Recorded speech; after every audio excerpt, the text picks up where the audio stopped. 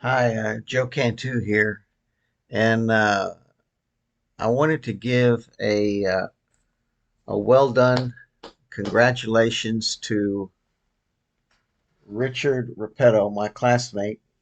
Um, I don't know if you can see this with the how I have the camera adjusted, but Richard Repetto is a CFA, Chartered Financial Analyst, and I'll talk a little bit about what that is and how important that is.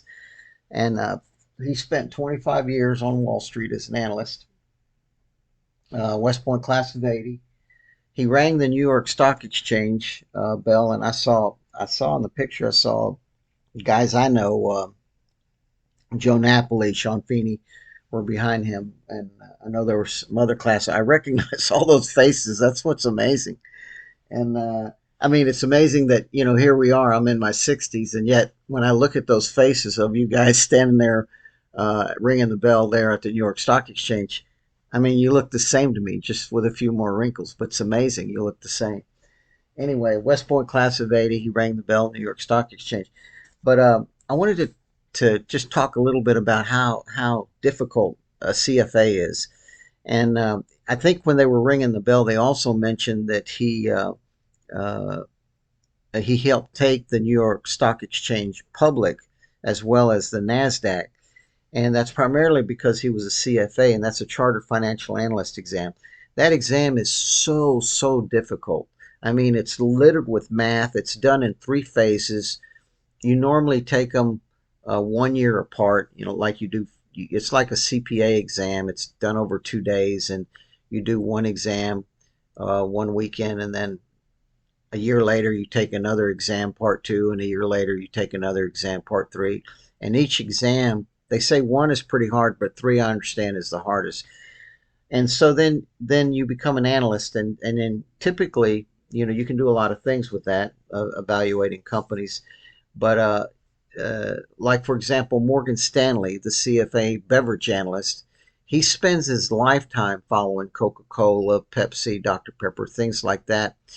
And everywhere that analyst goes, he follows these companies. But whether he goes from Morgan Stanley to Wells Fargo, or whatever company he's working for, and he writes research reports, and they're very impactful. What's interesting about being an analyst is that, if depending upon how good you are, you develop this reputation, and you can make or break a stock. Now, what's interesting about Rich Repetto's case is that he was a very senior analyst, I guess at the firm he was working for, Piper Sandler, I guess. Anyway, and then because he must have been very key in taking those companies public, writing the research reports, analyzing the income, the revenue stream, and all of that for the NYSE, and as well as the Nasdaq. But anyway, it's just a difficult thing. I also, for 4th of July and everything, I wore my my my tie. For those of you not familiar with West Point, the colors of our academy are black, gold, and gray, and that's the color of gunpowder. So the uh, the gray, I believe, is potassium nitrate, saltpeter they call it, and then charcoal, and then the gold is sulfur. So that's where the colors of the academy come from. I also wore my cadet cufflinks. Now these cadet cufflinks are special. My daughter, she works for eBay. She's a manager there, and she found these online, but they're vintage. I don't know, 1930, 1940 cadet cufflinks. And you can get some old cufflinks online like that. Also, I wanted to tell you a little bit of story about this tar bucket right here. So it's funny. I graduate and I stick the hat in one location, and then I did not. I don't think I bought the plume. Yeah, I did. I did. I bought a plume when I graduated, and I put that in a different box.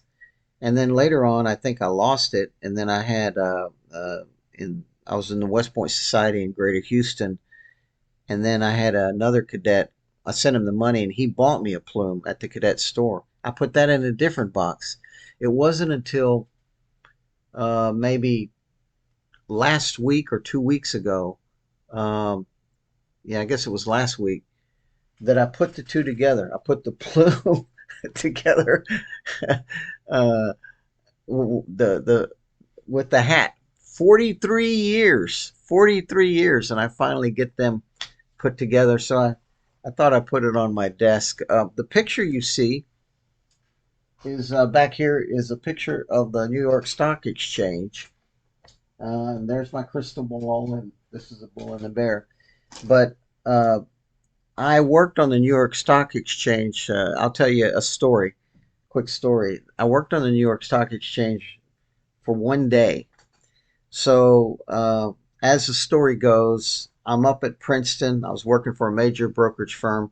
I'm up at Princeton for an Attaboy conference. You do well, I guess, in my region in Houston. They send you for advanced training up there in Princeton, New Jersey with this brokerage firm. And at the end of the week, it was just Monday through Thursday, and we got to spend Friday, Saturday, and Sunday in New York City. And they wanted to kind of like give us a congratulations. And, a lot of people went to play golf and things like that. And they said on Monday when we got there to write down what you wanted to do, what your one of your dreams things to do in New York City for those who weren't from New York. And I wrote down I'd like to work on the floor of the New York Stock Exchange. So anyway, so we get there on Thursday, and a lady says to me, she goes, Joe, she goes, you got your wish. I said, what's that? She goes, you're going to be working on Friday on the floor of the New York Stock Exchange. I said, I am. She goes, yes, you are. She goes, so sure enough, they get me. Actually, from there, they took me in a limousine all the way to the floor of the New York Stock Exchange's brokerage firms I work for, and I don't remember what seat I worked for, seat 431 or 231, something like that.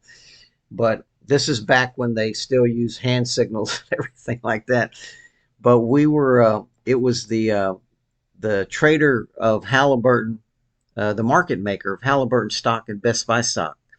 So they would, I helped manage the phones for that seat, and all day long, we traded Halliburton and Best Buy stock all day. But I worked literally on the floor for one day of the New York Stock Exchange, and it was kind of cool because kind of at the end of the day, he introduced me to all the floor brokers, $2 brokers for those of you who worked on the floor before, and things like that. And what's interesting is the way they introduced me. They said, "Hey, here's a guy from Houston, and he makes our job possible."